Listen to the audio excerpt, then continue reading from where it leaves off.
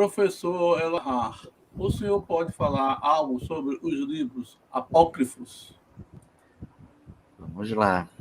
A questão toda é a seguinte: os evangelhos, eles são um texto que ele tem uma característica diferente de outras doutrinas que são apoiadas em livros. Nós temos, fundamentalmente, 3 religiões nascidas do braço abraâmico. Abraão, o pai Abraão, gerou 3 doutrinas: judaísmo, cristianismo e islamismo.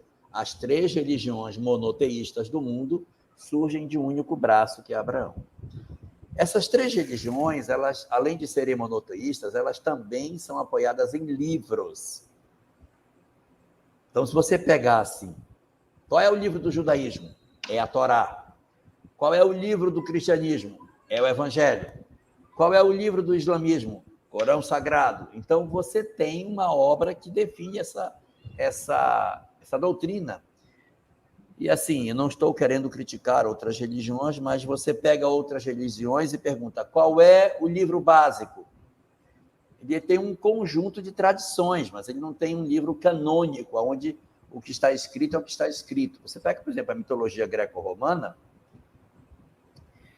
e a mitologia ela é cheia de histórias, mas não tem um livro oficial para contar as histórias do paganismo. Você tem algumas que se consagraram, mas você pode encontrar autores que dão uma coisa, outra. Aí quem está certo? Não, está todo mundo certo, não tem o livro original. Realmente não tem o livro original. Então, muito bem, fica desse jeito. Então, o cristianismo, o islamismo e o judaísmo têm os seus livros, mas tem uma diferença. Quando o judaísmo surgiu, seu livro religioso sempre esteve com eles, desde o começo. O Islã, quando surgiu, o Corão Sagrado sempre esteve com eles, nunca esteve longe. E o Evangelho? O Evangelho foi um texto que não esteve na presença dos cristãos o tempo todo. Não houve uma instituição, logo no começo, que dissesse: eu tenho o cânone está comigo, como os judeus tinham o templo de Jerusalém. Não, o cânone está comigo, eu tenho o livro certo, vocês podem ter, mas eu tenho a referência. Eu estou com o livro na mão e eu sei o que está escrito. O cristianismo não teve isso. Começaram a criar uma série de histórias, mas aí alguém escrevia, outro escrevia, e eles andavam pelas vilas: quer copiar? Copia. E as pessoas copiavam a cópia da cópia, que ninguém garante se a cópia da cópia está semelhante ao que o original dizia, e muita gente foi criando histórias novas, e não é impossível imaginar que histórias fictícias, estranhas, até meio bizarras sobre Jesus, começavam a aparecer durante esse momento no qual o cristianismo ele era uma figura nascente. Nós vamos ter aproximadamente 320 anos com esse livro perdido por aí, passando de mão em mão, sendo copiado, surgindo novas cópias, novas histórias, novos evangelhos. Qual é o verdadeiro? Eu não sei. Não sei. E existem diversos. A obra Afinal, Quem Somos?, que é uma obra escrita por Pedro Granja, fala que eles eram em número de 72. Mas eu já vi outros autores falarem que o número era outro. Pouco importa se era 72, 61, 47, 203, não interessa. Eram várias histórias. Então, você tinha Evangelho de Pedro, Evangelho de Marcos, Evangelho de João, Evangelho de Zaqueu, Evangelho de Madalena, Evangelho de todo mundo que foi personagem durante o período que Jesus esteve entre nós, aparece como autor de um livro a quem se atribui a autoria desse texto. Então, nós temos uma quantidade imensa de evangelhos.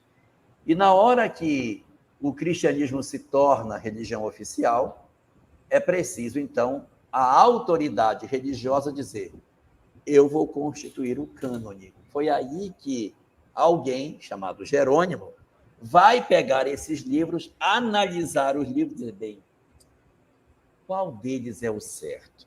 Vamos olhar o que eles têm.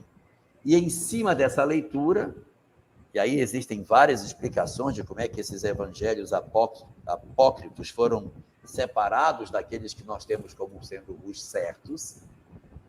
Mas o que sabemos é que os que caíram no agrado compuseram o Novo Testamento, que são os 4. Mateus, Marcos, Lucas e João. E os outros todos possuíam algum tipo de informação que colidia com a mensagem que interessava. Então, eles foram recolhidos e estão guardados. Até onde eu sei, eles estão guardados na Biblioteca do Vaticano. Ela tem todos esses evangelhos guardados. Vez por outra, aparece um que pinga lá de dentro e a gente começa a ter contato com ele. Então, existem alguns que são bem conhecidos. Nós temos o Evangelho Gnóstico de Tomé, que é muito conhecido, que é um evangelho que não conta a história, ele fala de pensamentos de Jesus. E Jesus disse isso, e Jesus disse aquilo, e Jesus falou aquilo. Então, é uma espécie de um apanhado das falas de Jesus. Mas é uma história que ela não começa e nem termina. É apenas um apanhado de algumas frases que são atribuídas a Jesus. Eram deles? Eu não sei. Mas são, sim. Nós temos o proto-evangelho de Tiago. Um evangelho muito interessante, que é chamado de proto, porque ele não conta a história de Jesus. Ué, e por que é chamado de evangelho? Ele é proto-evangelho. Ele vai contar a história de Maria, sua infância, sua ida para o templo, sua relação com José, como foi que aconteceu a gravidez, como foi que Maria teve a criança.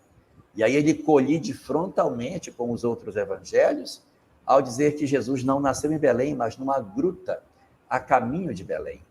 Que José já era viúvo, com 6 filhos, e ao chegar próximo de Belém, Maria sente as dores do parto, ele a leva para uma caverna, deixa Maria aos cuidados de seus filhos e vai até a cidade buscar uma parteira. Quando ele volta com a parteira, a criança já havia nascido. Então, e tem muitas outras coisas no proto-evangelho que são bem distintas. Tem muitas coisas do proto-evangelho de Tiago que bate bastante com o que tem no Corão Sagrado. A infância de Maria do Corão é muito parecida com a infância de Maria do proto-evangelho. Mas os evangelhos Mateus, Marcos, Lucas e João não falam nada sobre a infância de Maria. Absolutamente nada.